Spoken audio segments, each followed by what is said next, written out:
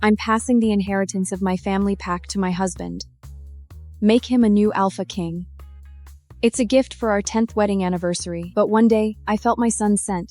It doesn't feel right. It's not my family's scent, but he looks just like my husband. He is definitely Kian's blood. I kept quiet and did two things. First, I stopped the new alpha ceremony.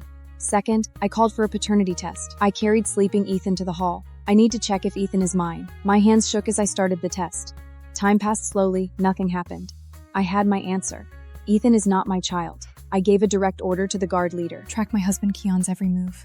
Yes, Your Majesty. I sent Ethan back to his room. I couldn't look at his familiar face. I thought I was ready, but I wasn't. He is not my son. I have raised another woman's child for 10 years. Then where is my baby? I summoned Dr. Mara immediately. I need my birth records from 10 years ago. It's been so long. The files might be lost.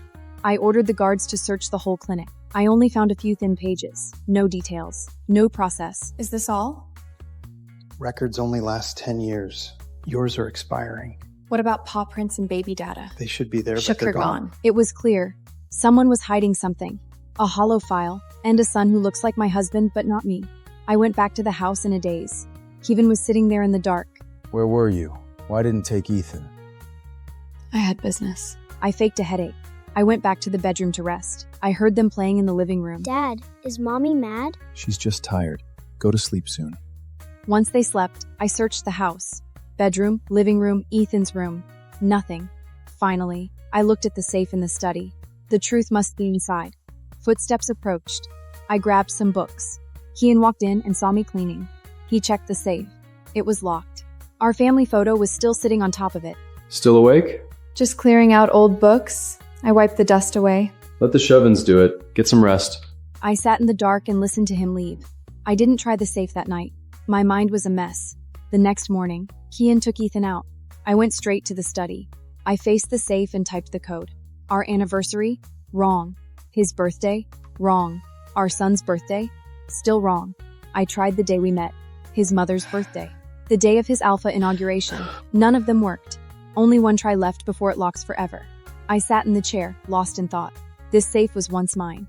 Now, it is locked against me. Kian came back that evening. I'm going south tomorrow. Not sure for how long. So sudden. Who are you going with? It's just business, Alara. Stop this. You ask too much. You suspect everyone. I'm just doing my job. My hand trembled.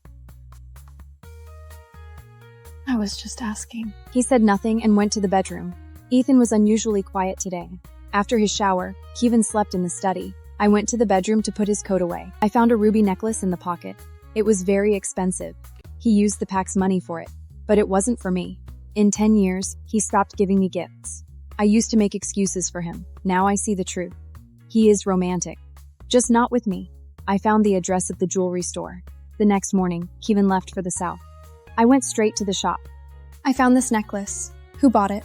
Of course. Miss Ivy picked it herself yesterday. Ivy, I knew that name. She was a maid in our house. A divorced woman in her 30s. I drove south immediately. I didn't know what I was looking for. Maybe it was just a gift for another path. Maybe I was overthinking. I waited at the southern house for a long time. Then I saw Kian. And Ivy was right there with him. I stood on the second floor and watched. Ivy and Kian walked into the house together. They were sharing a single suitcase. Kian had a relaxed smile I hadn't seen in years. No stress from the pack. No coldness toward me. Ivy stopped and reached out naturally. She straightened the collar of Kian's coat. Kevin didn't pull away.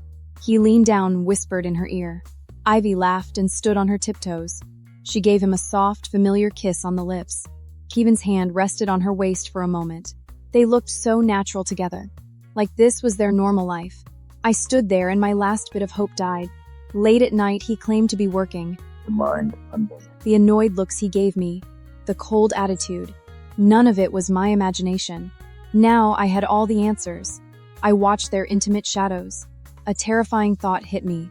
Ethan is not mine. Could he be Ivy's son? On the way back, I gave a cold order to the guard leader. Investigate one more person, Ivy. I want to know everything, especially if she has a child. Yes, Your Majesty. The guards moved fast in my pack. By the next afternoon, I had the report. Ivy, 32, from the West Pack. She has a 10-year-old son named Luca. He lives in the West District.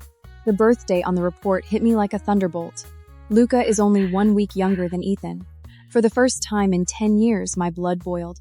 Anger and grief crashed over me. My wolf became restless. I collapsed onto the sofa, clutching the report. My knuckles turned white. Then, a chilling realization crawled into my mind. I ran into the study. My finger hovered over the safe. I slowly typed in Ivy's birthday. The safe clicked open. Inside was a photo album. The photos were in order by year. It started 11 years ago. Kian and Ivy were in school uniforms. They stood under a phoenix tree. 19-year-old Kian was smiling. His hand was on Ivy's shoulder. Ivy had a ponytail and looked up at him. The next photo was from 3 years ago. They were in a library, holding hands. That was the day Kian told me our pack was in crisis. We canceled our anniversary trip for that. I closed the album. My stomach felt sick. I looked at our wedding photo on the wall. I felt like throwing up. This was a 10-year-long lie. At 3 p.m., I drove to the West District. The buildings there were old and worn. A group of kids chased each other in a narrow street. I stood at the end of the alley. I waited quietly. A 10-year-old boy was pushed aside. No one wanted to play with him. He looked around and walked out of the alley. I held my breath. Boy, Luca. Luca! Boy, Luca! No, that is my child! His hair's the exact same shade as mine. He had on baggy, beat-up clothes. I caught sight of the birthmark on his back. It was exactly the one I remembered. Dust clung to his eyelashes. His lips were chapped and dry. The soles of his shoes were worn paper-thin. His eyes were hollow and empty. He didn't look like any normal 10-year-old. I clamped a hand over my mouth to hold back a scream. He walked off and vanished around the corner. I crumpled to the alley entrance and sobbed. I cried for my boy, walking home all alone. I cried for the 10 years of my life he stole. I cried for the love I'd wasted on him. Then I wiped my tears dry. I headed straight for my lawyer's office. I handed over all the proof of Keevan's cheating. Everything about Ivy, about Luca. I want to break our bond. I want him out with nothing. I'm going to raise the kid myself, and Kian's going to pay for what he did. On the way home, Keevan's words popped into my head. Laura, I'll give you a lifetime of peace. Turns out his lifetime was only 10 years. No, maybe not even that. I pulled out my phone and called my dad's old right-hand man. Uncle Jason, about the new alpha ceremony in 3 months. I got something to talk to you about. Kian probably forgot one thing. I'm the rightful first heir to the pack. He only got this shot because I begged my dad. I made him an alpha, and I can turn him into a rogue easy. While Kian and Ivy were fooling around down south, I sold off every single thing I owned for cash. Every afternoon, I'd head to the West District. One day, it started pouring rain. Luca had no umbrella. He waited under a roof for half an hour. Then he ran home through the cold rain. I sat in my car, watching through the foggy glass. Friday afternoon, I got to Luca's school early. I got out of the car and played a stranger. I accidentally dropped my folder right in front of him. He froze, then bent down to pick it up for me. Thanks, little guy.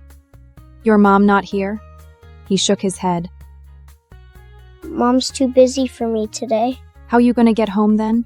I'll walk. I pulled a bottle of water out of my bag and handed it to him. Have some water.